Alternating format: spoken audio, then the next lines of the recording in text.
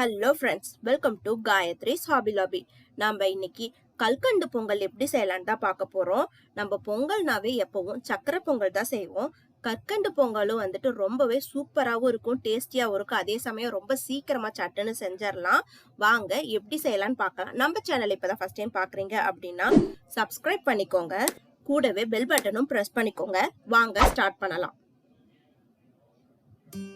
நான் இன்னைக்கு ஒரு சின்ன டம்ளர்ல தான் பச்சரிசி எடுத்திருக்கேன்.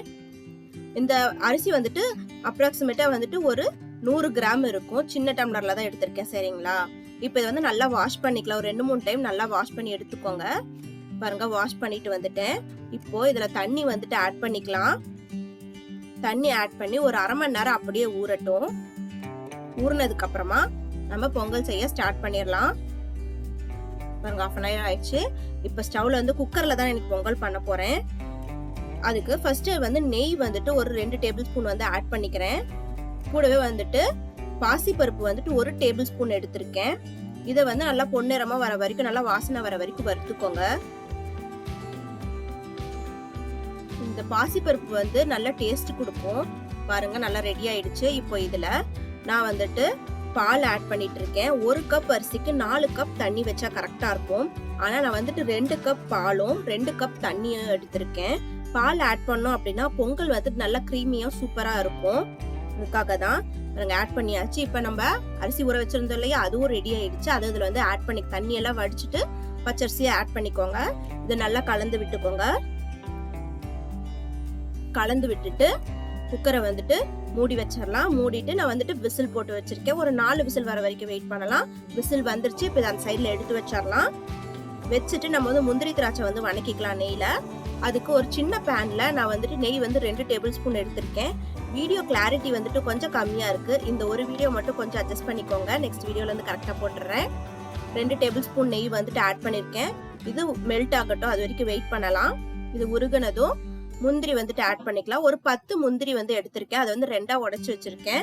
அதை ஆட் பண்ணிக்கலாம். கிளறி விடுங்க. லைட்டா கலர் சேஞ்ச் ஆகுற வரைக்கும் வெயிட் பண்ணுவோம். லைட்டா கலர் சேஞ்ச் ஆனது இதுல உலர் திராட்சை இருக்கு இல்லையா, காஞ்ச திராட்சை, அது ஒரு 10 ஆட் பண்ணிக்கிறேன். இது அந்த பபிள்ஸ் மாதிரி பெருசா வரும் இல்லையா, அது வரைக்கும் வதக்கிக்கோங்க. அப்ப கலர் லைட்டா சேஞ்ச் ஆனதும் எடுத்து இது சைட்ல வச்சுட்டு நம்ம சக்கரை பாகு ரெடி பண்ணி, கற்கண்டு பாகு ரெடி பண்ணிடலாம். அதுக்கு நான் இன்னைக்கு கட்டி கற்கண்டு தான் யூஸ் பண்ணிருக்கேன். இது எல்லா சூப்பர் மார்க்கெட்லயுமே கிடைக்கும். இல்ல அப்படின்னா டைமண்ட் கல்கண்டு கூட நீங்க எடுத்துக்கலாம். நான் இன்னைக்கு கட்டி கற்கண்டு தான் எடுத்திருக்கேன். அது எவ்வளவு எடுத்திருக்கேன்னு பாத்தீங்கன்னா 200 கிராம். நான் எடுத்த அரிசிக்கு டபுளா எடுக்கணும். இது அரிசி 100 கிராம் எடுத்திருந்தேன் இல்லையா, அதுக்கு அப்படியே டபுளா 200 கிராம் கற்கண்டு யூஸ் பண்ணிருக்கேன். இப்ப பாகு ரெடி பண்றதுக்காக 1/2 டம்ளர் தண்ணி ஊத்தி இதை நல்லா உருக்கிக்கலாம். இது கரையிற வரைக்கும் வெயிட் பண்ணலாம். பெருசு பெருசா அதனாலதான் நான் தண்ணி ஊத்தி மெல்ட் பண்றேன். இது ரொம்ப இதாகணும் இல்ல, லைட்டா குட்டி குட்டி ஆற வரைக்கும் வெயிட் பண்ணா போதும். இப்ப குக்கர்லயே பாத்தீங்கன்னா பிரஷர் போயிடுச்சு. ஓபன் பண்ணிடலாம். பாருங்க, அரிசி நல்லா சாஃப்டா வெந்திருக்கு. இதை இப்போ ஒரு கரண்டி இல்லைன்னா மசிக்கிறத வச்சு நல்லா மசிச்சு விட்டுக்கோங்க. அந்த பாகு ஊத்துறதுக்கு முன்னாடி மசிச்சிங்க அப்படின்னா தான் அரிசி நல்லா குலைவா மசிஞ்சு வரும். பாகு ஆட் பண்ணதுக்கு அப்புறம் மசிச்சிங்கன்னா அந்த அரிசி எல்லாம் மசியாது, அவ்வளோக்கா ரைஸ் மசியாது. பாருங்க, நல்லா குழையிற அளவுக்கு நல்லா மசிச்சு விட்டுக்கோங்க. நம்ம 4 கப் தண்ணியும் பாலும் ஆட் பண்ணிருக்கறனால ரொம்ப ஈஸியா மசிஞ்சிரும் கரண்டிலேயே. பாருங்க, ரெடியா இருக்கு.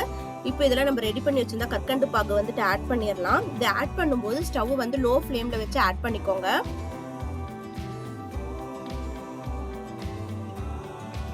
ஆட் பண்ணிட்டு லோ ஃப்ளேம்ல வச்சிங்க அப்படின்னா அந்த சூட்லயே நம்ம கிளறும் போது நல்லா ஈஸியா கரைஞ்சு எல்லாம் ஒண்ணு சேர்ந்து வரும்.